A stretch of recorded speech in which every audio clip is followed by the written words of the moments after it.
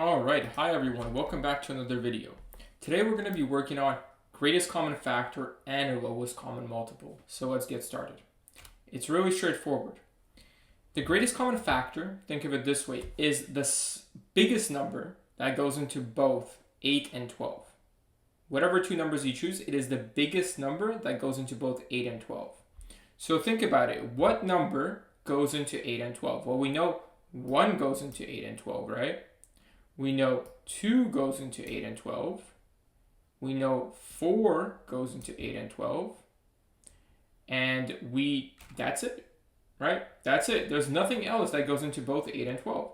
That's it. If we count higher, like 5, well, 5 and then 10, right? So it's already skipping over the 8. So we know that's too high. So our greatest common factor would be 4, okay? And we can confirm this by counting by 4, right? We can count by 4 to look. 4, then we have 8, and then we have 12, right? So as you see, both 8 and 12 are included in this counting. So that's why 4 would be the highest number. Now, there is no higher number. You can try yourself just to confirm, but there is no higher number that goes into both 8 and 12 other than 4.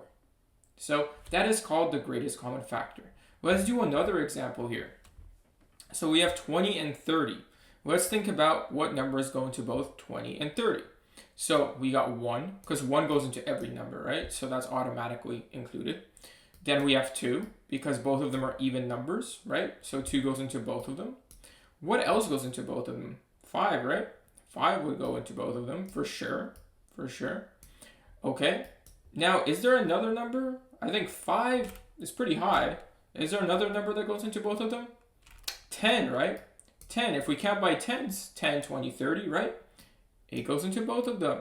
So, that's it. 10 will be the highest number. And if we count by tens again to confirm, we can count up here 10, 20, and then 30, right?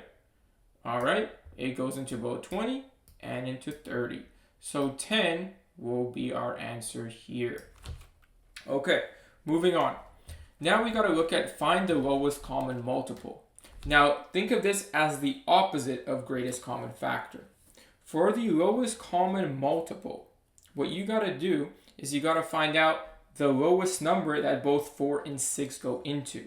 So this requires you to count both by 4 and by 6. Okay, so that's what we're going to do. We're going to count both by 4 and by 6. So let's give it a shot. So first let's count by 4s. 4, and then we have counting by 6 at the bottom. We're going to do this simultaneously. 4, then what comes after 4 if we count by 4? 8, and what comes after 6 if we count by 6? 12. Okay, now what comes after 8? 12, if we count by 4s, right? And then here it would be, oh, we don't have to count higher. Guess what? We don't, because we've arrived at our lowest common multiple, and that would be 12. We counted by both numbers, and we just found out that they both go into 12. That is where they meet. So think about it. Where do they meet? What number do they meet at when we count along them? And it would be 12 in this case. 4 and 6 both go into 12. Perfect. Okay, now let's do the next one here. Here we go. Lowest common multiple of 8 and 10. Here we go. Now, before you say it's 80, if you thought it was 80, that is not the correct answer, unfortunately, okay? There is a lower number because we're looking for the smallest number. So let's count by 8 and 10. Here we go. So we have 8 here at the top, 10 at the bottom. All right. Then we have 16 here. Then we have 20 here. Then we have 24 up here, and we have 30 down here. Then we have 32, and then we have 40. All right, and then we have 40 here too. So as you see, we just arrived. The second we have two of the same numbers for both of the multiplication tables, that's it. So 40 and 40 are a match. So there we go. So we know that 8 times 5 is 40 and 10 times 4 is 40. But they both meet at 40. So our final answer and we're going to write it just for this one, is going to be 40. All right, and great job. All right, that's it. That's how you do that. Okay, so let's do 2 practice questions because we're here for the class, so we might as well do 2 practice questions. A teacher has 24 pencils and 36 erasers. She wants identical packs with nothing left over. Okay, so what do we do for this one here?